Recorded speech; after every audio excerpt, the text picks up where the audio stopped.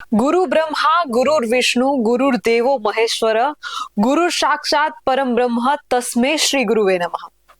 આ શ્લોકથી આજની શરૂઆત એટલા માટે કરી રહી છું કે જે ભારતીય સંસ્કૃતિમાં ગુરુ એટલે કે શિક્ષકને બ્રહ્મા અને વિષ્ણુનો દરજ્જો આપવામાં આવ્યો છે, એ ભારતીય સંસ્કૃતિમાં જ્યારે શિક્ષકને ઢોર માર મારવામાં આવે ત્યારે કેવા દ્રશ્યો સર્જાયા હશે. નમસ્કાર, આપનું સ્વાગત છે BS9 ટીવી ન્યૂઝ ઉપર અને હું છું આપની સાથે કાજલ સુબા.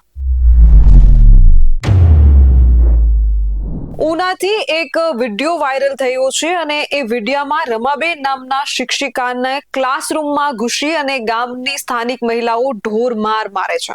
આ વિડીયો સીસીટીવી કેમેરામાં પણ કેદ થાય છે અને કારણ એવું બતાવવામાં આવે છે કે રમાબેન નામના આ શિક્ષિકા વિદ્યાર્થીઓને એવું કહેતા હતા કે જો તમે આ નહીં કરો, પેલું નહીં કરો તો હું તમને નાપાસ કરીશ. અને વિદ્યાર્થીઓ ઘરે જઈ અને એમના ઘરનાઓને આ ફરિયાદ કરે છે અને ઘરની મહિલાઓ આવી અને આ શિક્ષિકાને ક્લાસરૂમમાં ઘૂસી અને ઢોર માર મારે છે. ત્યારબાદ રમાબેન કહે છે કે મારા ભણાવેલા અનેક વિદ્યાર્થીઓ જે છે તે આજે કેટલાય ટીચર છે, કેટલાય ડોક્ટર છે, કેટલાય કોન્સ્ટેબલ છે. મેં ભણાવવામાં કોઈ કસર નથી રાખી, મારો વાંક શું છે મને એ જણાવવામાં આવે. રમાબેન કેટલાક આક્ષેપો કરે છે અને ત્યાંના સ્થાનિક લોકો અને ત્યાંના સ્થાનિક મહિલા સરપંચ પણ પોતાનું મંતવ્ય રજૂ કરે છે. ત્યારે આખો મામલો શું છે તે એક વખત જાણીએ અને જોઈએ. મારું નામ ડાભી રમાબેન કરશનભાઈ છે. છેલ્લા 19 વર્ષથી હું કાળાપણ પ્રાથમિક શાળામાં ફરજ બજાવું છું. આમ તો મારી નોકરીના 25 વર્ષ થયેલા છે, પણ આજ સુધી મને ક્યારેય ગામનો કડવો અનુભવ નથી થયેલો. બાળકોએ, ગામજનોએ મને લાડ પ્રેમ આપેલો છે, પણ છેલ્લા 6 મહિનાથી જે જગ્યાઓની થોડીક ફેલી રહેતી, તો સામાજિક વિજ્ઞાનની જગ્યા ખાલી કરાવવા માટે સરપંચશ્રી અવારનવાર, જે સરપંચના પ્રતિનિધિ છે, એ મને અહીંથી સ્કૂલ ખાલી કરીને જતું રહેવા માટે કહે છે. વારંવાર એટલે અરજી મેં 2-3 ટીપીઓ સાહેબને મોકલેલી છે અને એક બેન છે ને ઓપી થઈ રહ્યા છે. એ મને કનકગઢ કરે સનોબરબેન દલ, એ હિન્દુ મુસ્લિમ કાસ્ટિંગની ધમકી આપે છે વારંવાર. અને ભૂમિકાબેન દલ છે, એ પોતાની જગ્યા સેફ કરવા માટે 6 મહિના પૂરતી રમાબેનને ખસેડવા માટે વારંવાર એમના 2-3 સ્ટુડન્ટ છે એમને તૈયાર કરે છે અને મારા વિરુદ્ધ એમના વાલીઓને બોલાવે ને કે રમાબેને ભણાવ્યું નથી, રમાબેને આમ નથી કર્યું, રમાબેને પૂરી દીધી છે, એવું બધું બોલે છે. પણ જો હું પેપર બતાવવા તૈયાર છું, એ 2 છોકરીઓ એટલી હોશિયાર છે કે એને 75 જેટલા ગુણ છે. આજે મેં ક્યારેય સાહેબ બાળકો પ્રત્યે આવું વલણ કેળવ્યું નથી. મારી એક સ્ટુડન્ટ છે જે પ્રતીક્ષા વાજા, એ અત્યારે MBBS નો અભ્યાસ કરી રહી છે. બીજા અન્ય સ્ટુડન્ટ જે BSc નર્સિંગમાં અભ્યાસ કરે છે, પોલીસ કોન્સ્ટેબલમાં છે. ઘણા 8 થી 10 મારા સ્ટુડન્ટને બોલાવવામાં આવે ને મારું વર્તન જો એમને ખરાબ લાગતું હોય તો એ બાળકો પાસેથી રિવ્યૂ લેવામાં આવે. આજે જે 5મા ધોરણમાં જે અભ્યાસ બાળકો કરી રહ્યા છે, એના માતા પિતા પણ મારી પાસે અભ્યાસ કરી રહ્યા છે. મને ગામ પ્રત્યેથી ક્યારેય ખરાબ વલણ નથી સર મળેલું. અને આજે સરપંચ અને એની સાથે CRC છે, એ CRC જીતુભાઈ અને સ્ટાફના 2 મેમ્બર મળી અને મને વારંવાર સ્કૂલમાંથી જતા રહેવા માટે કહે છે. એ સિવાય મને ફોન પણ આવેલા કે તમારે સામાજિકની જગ્યા ખાલી કરવાની છે, અરસપરસ માટે કોકને મહેશભાઈએ તૈયાર કર્યા છે, એને લાવવાની છે. મને અરસપરસ વિશે ખ્યાલ નથી, પણ મારો જે અધિકાર છે, જો કોઈ પણ વ્યક્તિ 19 વર્ષના આટલા બધી લાંબા અહીંયા હું નોકરી કરતી હોય છે તો સાહેબ બાળકોનો કંઈક પ્રેમ પણ હશે, જે આપણે લાગણી પ્રેમ મળે ત્યાં આપણે આવીએ. તો જો આવી ઉતારવામાં મને આવી હોત તો હું ક્યારેય આ ગામમાં રહેવાય રાજી નથી, પ્રેમથી હું જતી રહી. પરંતુ મહેશભાઈ વારંવાર પ્રતિનિધિ તરીકે મને મારી સાથે ખરાબ વર્તન કરે છે. જો 8 તારીખે મારી જ્યારે એક ઓફિસમાં ઘટના બની હતી, એમાં CRC સાથે હતા, એક કોઈક વેરાવળથી પણ એક ભાઈ આવેલા હતા અને સ્ટાફમાં સાથે રાખીને કે મારું વર્તન કેવું છે, હું કેવી છું, તમને હું સારી રીતે ઓળખું છું, અહીંથી નહીં જાઓ તો અમે તમને જોઈ લેશું, એવી ધમકી પણ આપે છે વારંવાર. ઘણીવાર તો હું કંટાળી ગઈ, મારા બાળકોને ઘરે જઈને કહું છું કે બેટા આનું શું કરું, તો મારી છોકરી છે BSc નર્સિંગ કમ્પ્લીટ કરેલું, ભાઈ એન્જિનિયરિંગ છે, તો કે મમ્મી આટલું જોઈને શા માટે સહન કરવાની, તારી ઈચ્છા હોય ત્યારે તારે બદલી કરીને જવાનું છે એમ. કે એ લોકોથી ડરીને તું જતી રહીશ. તો અત્યારે આ ઘટના બની મારી હારે 10:30-11:15 આસપાસ. તો મેં મારી બેબીને ફોન કર્યો કે બેટા મને આ રીતના મારે છે બેનો આવીને, તો કે મમ્મી ફોન કર દે. કોના દ્વારા મારવામાં આવ્યો હતો? માર મને મજીઠિયા મનીષાબેન મહેશ સરપંચની છે અને બીજા એમની સાથે જે બહેનો છે એને હું આટલું બધી નામ સાથે નથી ઓળખતી, પણ આજે વર્ગમાં વિડીયો ક્લિપ છે એમાં એ 5 બહેનો છે.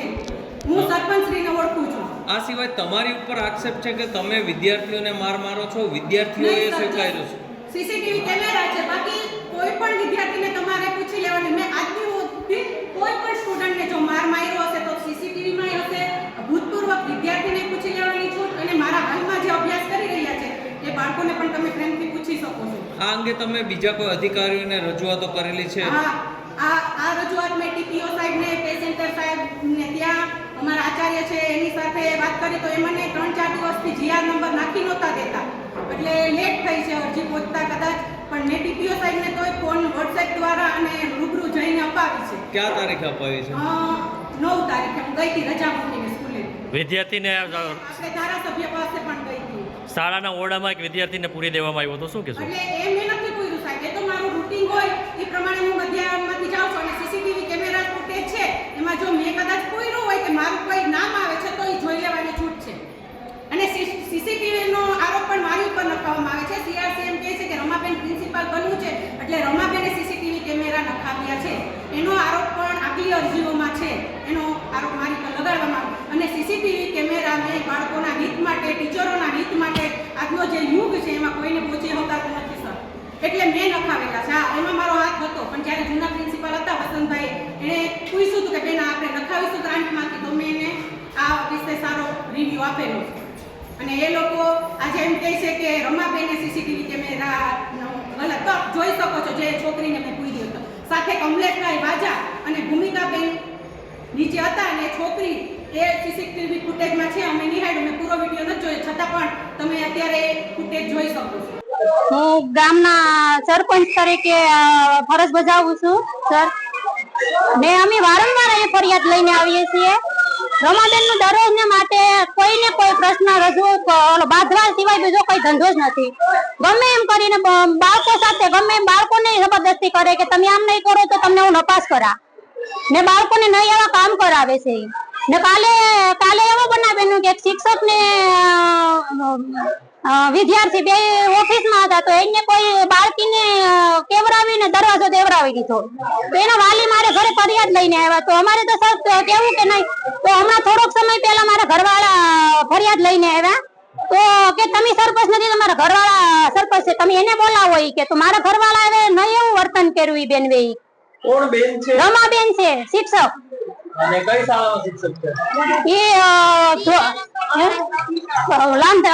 પણ પ્રાથમિક શાળામાં શિક્ષક તરીકે ફરજ બજાવે છે રમાબેન.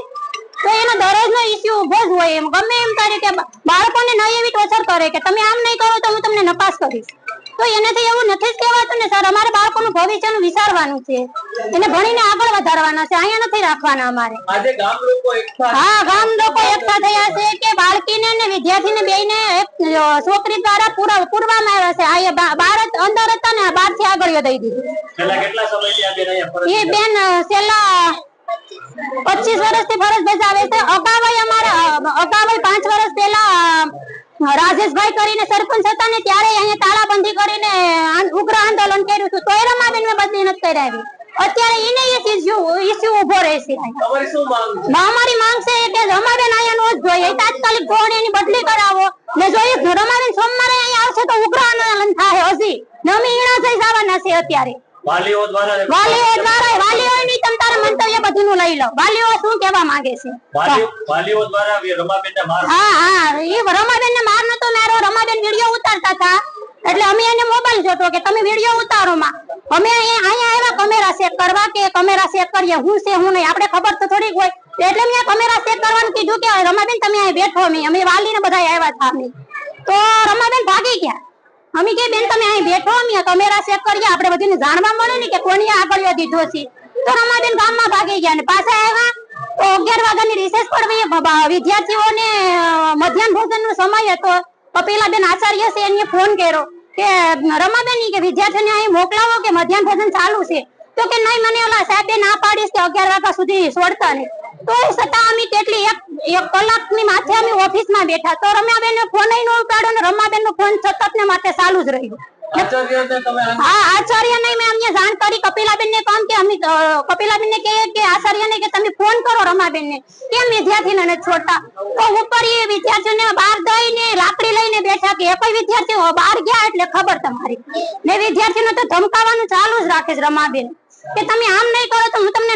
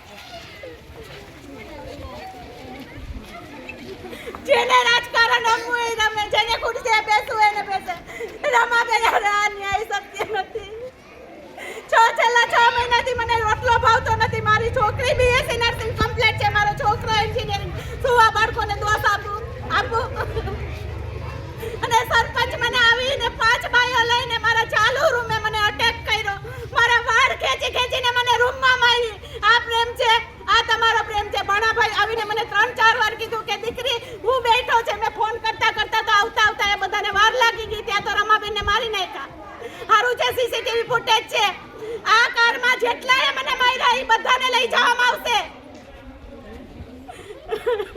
બસ બદલી કરીને જતા રહ્યો સરપંચ પ્રતિનિધિ પોતે પોલીસ કોન્સ્ટેબલમાં હોય એને જવાબદારીનું ભાન નથી સરપંચને જવાબદારીનું ભાન નથી એ બેસીને પણ મારી સાથે 2 વાતો કરી શકે કે કોણે આ કરી તો આચાર્ય હોય એને ખબર હોવી જોઈએ કે કોને ચાર્જ સોંપ્યો છે પોતે બેન જતા રહે તો ખબર નથી પડતી કે ચાર્જ આપવો જોઈએ કોઈને અને આવી નાની બાબતો માટે ઓફિસનો દરવાજો હોય કે રૂમ કાચની બારીઓ છે બિલ્ડિંગ પણ સારી વ્યવસ્થા સાથે છે સાહેબ તમે એ 5 બહેનોને સીસીટીવી કેમેરામાં છે એને લઈ લ્યો પેલા રમાબેન તમે હાલો જે તમારી વિગત લખાવી દે તમને પણ હું લખાવી બહેનોને લ્યો જે મારે મને લઈ જાવ છો એમ એને બેસાડો સર મારી આરે મેં એફઆરઆઈ કરાવી છે મેં પોલીસને તેડાવી છે તો એને નહીં એને પણ લઈ લ્યો સાથે મને દુખે છે અત્યારે માથામાં દિવાલમાં ભટકાવીને વાળ પકડીને આ તમારા ગામનો હું મારા શિક્ષણમાં કમી રહી ગઈ પ્રતીક્ષા એમબીબીએસ ડોક્ટર છે પૂછો સંદીપ પોલીસ કોન્સ્ટેબલ છે પૂછો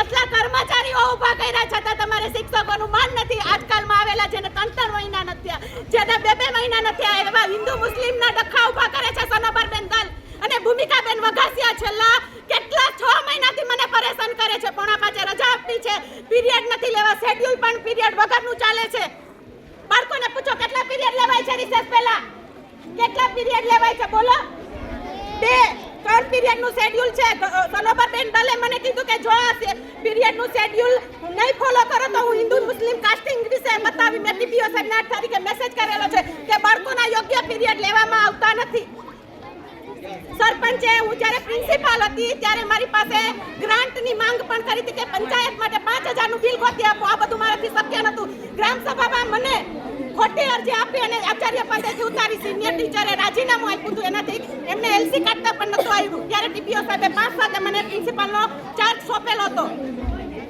છતાં પણ એના કહેવા કીધા કોઈ વાંધો નહીં આસિસ્ટન્ટ છું આજે બેન ફરી બદલીમાં જઈ રહ્યા છે કપિલાબેન ત્યારે મને ફરી ચાર્જ આવે એમ છે એટલે એ લોકો ધમકી આપે છે કે જો તમે સીઆરસી પણ સાથે છે સ્ટાફના 3 બહેનો અને આ મહેશભાઈ પ્રતિનિધિ સરપંચના ઈ કે બદલી કરીને નહીં જતા રહ્યો તો અમે તમને શાળાને તાળાબંધી કરી દેશું. મેં ધારાસભ્ય કાળુભાઈને મળેલ છું. પછી અહીંયા વિજયભાઈ સરપંચની ત્યાં મુલાકાત કરેલી છે. પછી મહિલા આપણે અધિકાર માટે દીપાબેન પાસે આજે જવાને ટીપીઓ સાહેબને 8 તારીખે 9 તારીખે મેં ફોન દ્વારા અને રૂબરૂ મળેલી છું.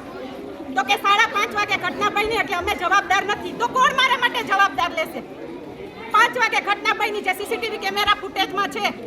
આજે એક સ્ત્રી ઉપર એટલા અત્યાચાર અને એ મનીષાબેન એમ કહે છે કે મારા પતિને એવું છે કે ખુરશીએ કોઈ સ્ત્રી બેઠેલી મારા વરને પસંદ નથી તો પોતે એક સ્ત્રી નથી. મનીષાબેન મને ગ્રામ પંચાયતમાં જલીલ કરવામાં આવી. એક બેન છે ભૂમિકાબેન બગાસિયા જે અત્યારે હાલ ઓપી છે છતાંય વધમાં કામ કરી રહ્યા છે અને ઈ એમના ક્લાસની છોકરીઓને તૈયાર કરે છે કે પોતાની બદલી ન થાય. પોતે ઓપી હોય તો અહીંયા આમ કેમ વધઘટના ઓર્ડર આપી દેવામાં આવે તો આ બેનનો ઓર્ડર આપી દેવો જોઈએ. હા હવે તો અહીંયા છે આપણા કેલી સાહેબ જ્યારે આવ્યા હતા તમે એમ કહો છો કે રમાબેને ભણાવ્યું નથી ને અમારી સાથે અન્યાય કર્યો તો હું પેપર ખોલાવવા તૈયાર છું. તમારા બેયના પેપર તમારા નહીં તો તમારે બધું રમાબેન આ લોકોને સમગ્ર ઘટનામાં શિક્ષિકા ઉપર જે ઢોર માર મારવામાં આવ્યું છે ત્યારબાદ શિક્ષિકાએ જે છે ફરિયાદ નોંધાવી છે અને કહ્યું છે કે મેં ભણાવવામાં કોઈ કસર બાકી નથી રાખી અને પોતાનું દુઃખ રડે છે અને તેઓ રડતા સ્વરે એ પણ કહે છે કે મારા ભણાવેલા અનેક વિદ્યાર્થીઓ આજે કોન્સ્ટેબલ, ડોક્ટર વગેરે છે. ત્યારે આ ઘટનાને તમે કઈ રીતે જોઈ રહ્યા છો તે કમેન્ટમાં જરૂરથી જણાવજો અને આવા જ વધુ અહેવાલ સાથે મળતા રહીશું. તમે અમારી યુટ્યુબ ચેનલને સબસ્ક્રાઇબ કરવાનું અને અમને ફેસબુક અને ઇન્સ્ટાગ્રામ પર ફોલો કરવાનું ચૂકશો નહીં. બાકી અવનવી અપડેટ મેળવવા માટે આપ જોતા રહો BS9 TV ન્યૂઝ. જય જવાન, જય કિસાન.